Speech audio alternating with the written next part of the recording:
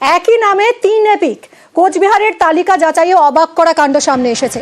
3 APK ভোটারের নাম বুলবুল অধিকারী।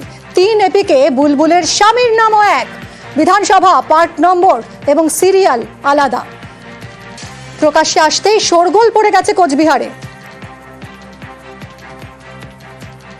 শুভঙ্কর আমাদের প্রতিনিধির সঙ্গে কথা বলবো। শুভঙ্কর, এই যে একই এপিক নম্বরে 3 জনের নাম, এর কি ব্যাখ্যা? দেখো, একেবারেই গত কয়েকদিন ধরেই আমরা যেটা দেখে আসছিলাম যে একই এপিক নম্বরে 2 জন করে ব্যক্তি রয়েছে। অর্থাৎ কোচবিহারের যেমন ব্যক্তি রয়েছে, পাশাপাশি উত্তরপ্রদেশ বা ভিন রাজ্যের বাসিন্দাদের নামও রয়েছে একই এপিক নম্বরে। কিন্তু এবার দেখা গেল একই এপিক নম্বরে 3 জনের নাম, 3 জনের নামই অবশ্য এক। বুলবুল অধিকারী, তাদের নাম এক, স্বামীর নামও এক, শুধু বিধানসভা, পার্ট নম্বর এবং সিরিয়াল নম্বর আলাদা। আর এই ঘটনাতেই শোরগোল পড়ে গিয়েছে।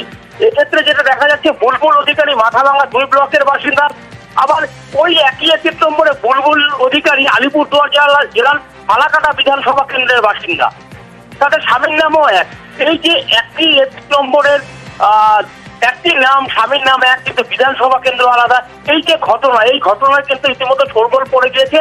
এবং গোটা বিষয়টি নিয়ে ইতিমধ্যেই জেলা তৃণমূল নেতৃত্ব নির্বাচন কমিশনের দ্বারস্থ হচ্ছেন। পাশাপাশি আরো কোথায় কোথায় ভুল রয়েছে, আর কোথায় কোথায় এ ধরনের ঘটনা ঘটছে, বাড়ি গিয়ে সেগুলো খতিয়ে দেখে সবটাই স্থানীয় বিডিও এবং রেজিও অফিসে জানাচ্ছেন বলে তৃণমূল নেতৃত্ব জানিয়েছে। মিমি, ধন্যবাদ শুভঙ্কর। এপিক নাম্বার এক, ভোটারের নাম্বার এক, এমনকি ভোটারের স্পাউস নেমও সেম, কিন্তু 3টি বিধানসভায় সেই ভোটারের নাম।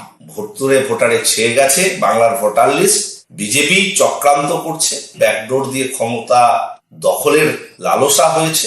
আমরা জেলা শাসক সহ নির্দিষ্ট সমস্ত জায়গায় এবং আমাদের সর্বোচ্চ নেতৃত্বর কাছে এই বিষয়টি আমরা পাঠাবো।